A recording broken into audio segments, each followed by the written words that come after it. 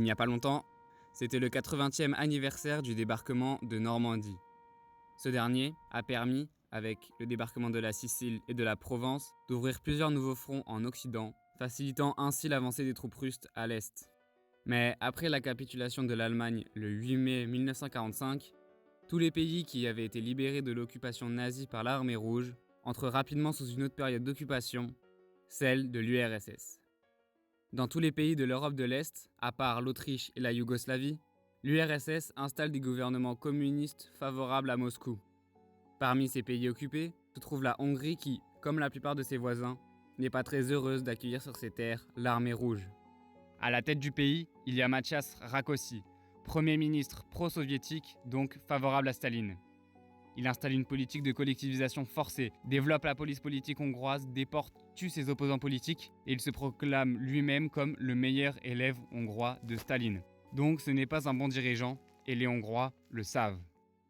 Mais lorsque Staline meurt, en 1953, il va y avoir un adoucissement général du régime autoritaire alors en place en URSS. Cette période d'adoucissement est également appelée la période de déstalinisation.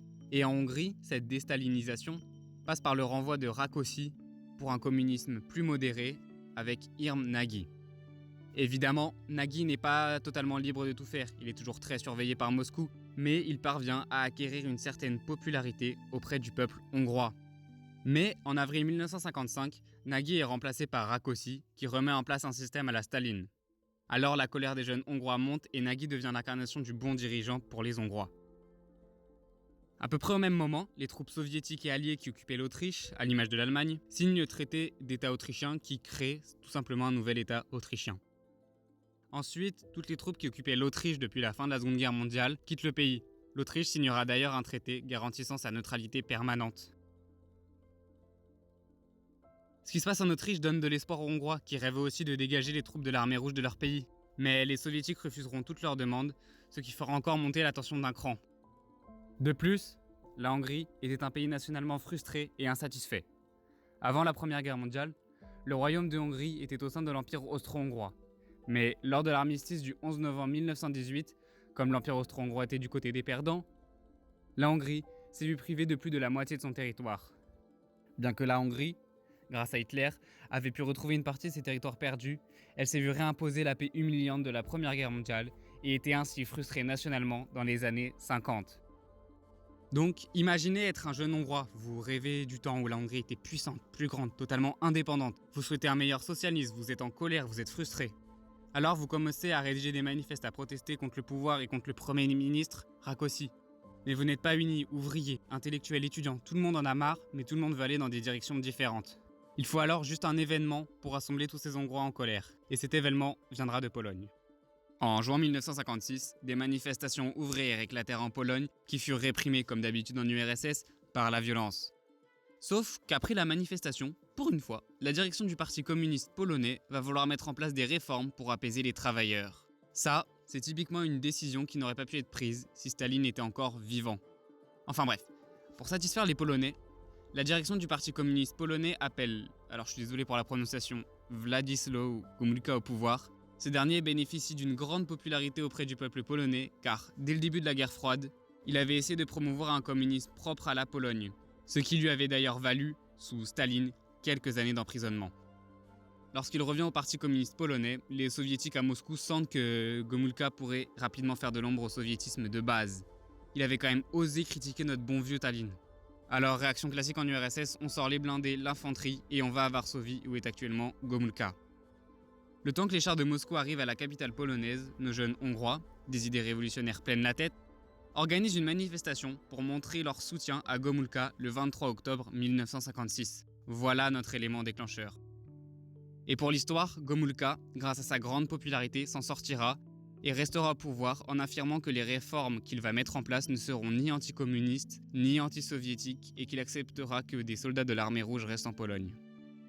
Nous sommes ainsi dans l'après-midi du 23 octobre 1956 et la manifestation est autorisée par les autorités soviétiques. Alors non pas pour promouvoir la liberté d'expression, mais parce que la police avait affirmé qu'elle n'aurait pas pu empêcher, pacifiquement, une telle manifestation. Donc environ 20 000 protestataires se rassemblèrent près de la statue de Joseph Ben, un héros national de Pologne et de Hongrie. Ensuite, la manifestation commence. Des manifestes sont liés à la foule. Des jeunes Hongrois entament le chant d'un poème patriotique interdit, dont le refrain est « nous le jurons, que nous ne serons esclaves plus longtemps ». Quelqu'un dans la foule découpa les armoiries communistes du drapeau hongrois et ce drapeau deviendra ainsi un symbole pour les révolutionnaires. Peu après, la foule traverse le Danube pour rejoindre les manifestants devant le Parlement hongrois. Vers 18h, plus de 200 000 personnes étaient présentes. La manifestation était énorme mais restait pacifique. À 20h, le premier secrétaire du Parti communiste hongrois, Ernő Géro, qui est un important homme politique, diffuse un discours condamnant les demandes des écrivains et des étudiants. Il fait également appel au Parti communiste soviétique et se range donc du côté de Moscou. D'ailleurs, la plupart des hommes du parti hongrois se rangeront du côté de Géro et donc de Moscou, ce qui va conduire à des tensions internes au Parti communiste hongrois et compliquer la situation des Hongrois dans la rue. Avec cette déclaration, la tension monte. En colère, certains manifestants décident de renverser une statue en bronze de Staline de 10 mètres de haut à 21h30. La foule en liesse plaça le drapeau hongrois dans les bottes de Staline, qui était tout ce qui restait de la statue. Dans la foulée, une large foule se rassemble devant le bâtiment de la radio Budapest, bien gardé par l'AVH, la police politique hongroise, dirigée par Laszlo Spiros, un pro-soviétique. Un groupe d'étudiants voulut diffuser les demandes des révolutionnaires par radio, mais l'AVH le repoussa, faisant ainsi monter la tension d'un cran. Ensuite, des pierres sont jetées sur certains policiers de l'AVH, d'autres se font insulter. Alors ces derniers répondent en lançant du gaz lacrymogène depuis les toits du bâtiment et un coup de feu éclate. La situation dégénère et l'AVH se met à tirer sur la foule. Provoqués par les attaques de l'AVH, les protestataires réagirent violemment. Les voitures de police furent incendiées, les dépôts d'armes furent pris d'assaut, les armes furent distribuées à la foule et des symboles du régime communiste furent vandalisés. Pendant la nuit du 23 octobre, alors que la ville est presque totalement contrôlée par les insurgés, le secrétaire du Parti des travailleurs hongrois, Ernő Géro, demande une intervention militaire soviétique pour réprimer une manifestation d'une ampleur sans précédent. Cette déclaration provoque une colère immense chez les insurgés. En quelques heures, cette manifestation pacifique se transforme ainsi en une insurrection, en une guerre de libération. Alors, se forment des groupes de combattants près des grands axes de circulation. Des barricades s'élèvent en attente de la venue des soviétiques, qui arrivent dès le matin du 24 et qui commencent à combattre la guérilla avec des chars et des canons. Bon, pas besoin d'être un grand stratège militaire pour comprendre que les chars ne sont pas du tout efficaces pour faire une guérilla urbaine, étant donné qu'ils sont trop gros pour passer dans les ruelles et que leur champ de vision est réduit, entouré par des bâtisses. Dans la rue, c'est toujours le bordel. Les révolutionnaires au nombre de 2000 à 5000 sont regroupés par centaines. Il n'y a aucun vrai leader. Face à eux, la police politique hongroise est autant désorganisée et l'armée hongroise régulière fournit en armes et en munitions les insurgés. En même temps que la résistance hongroise attaque les chars soviétiques et fait sa guérilla urbaine à Budapest, partout en Hongrie, des conseils révolutionnaires apparaissent, appelant à des grèves générales. Les symboles communistes comme l'étoile rouge et les mémoriaux militaires furent vandalisés et les livres communistes brûlés. Les soviétiques arrivèrent rapidement à calmer la situation dans les autres régions de Hongrie en mettant en place des cessez-le-feu. Mais à Budapest, les affrontements continuèrent de s'y dérouler, jusqu'à ce que les unités soviétiques commencent à se retirer de la ville. Les soviétiques renforcent au contraire leur présence militaire en Hongrie, grâce à des soldats venus d'Ukraine et de Roumanie. Les soviétiques décident de se servir du Parti communiste hongrois. En pleine crise, il y a quand même des chars dans la rue qui tirent sur des civils, en mettant à sa tête Irm Nagy, seul homme pouvant influencer les événements. Le 25, ils admettent le changement total de la direction du parti.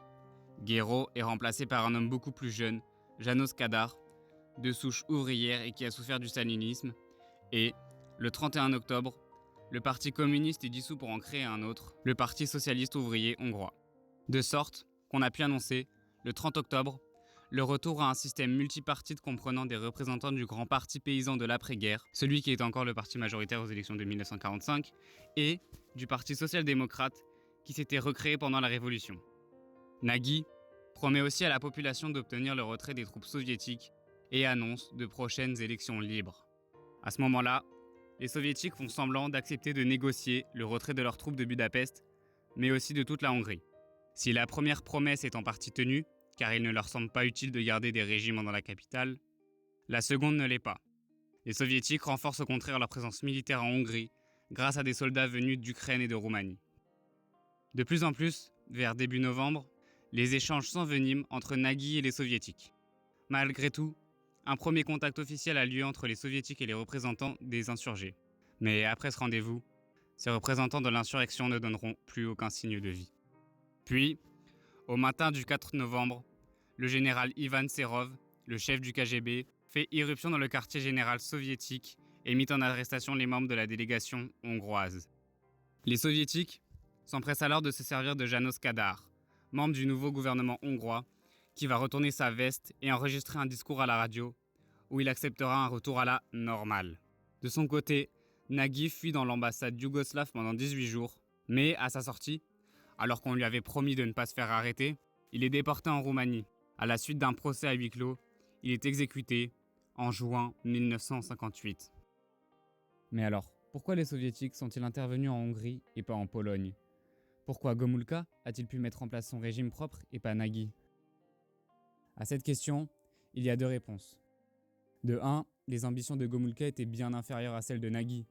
Gomulka n'a pas essayé de changer de A à Z le système soviétique. Et puis ce dernier ne s'était pas opposé, contrairement à Nagy, à ce que Moscou contrôle toujours militairement le pays. Contrairement au parti hongrois, où peu de membres s'étaient engagés pour la révolte et où encore la situation restait floue, et par la force. De 2, le parti communiste polonais avait avancé en bloc. Tous les Polonais étaient dans le même camp, contrairement au parti hongrois, où peu de membres s'étaient engagés pour la révolte et où encore la situation restait floue.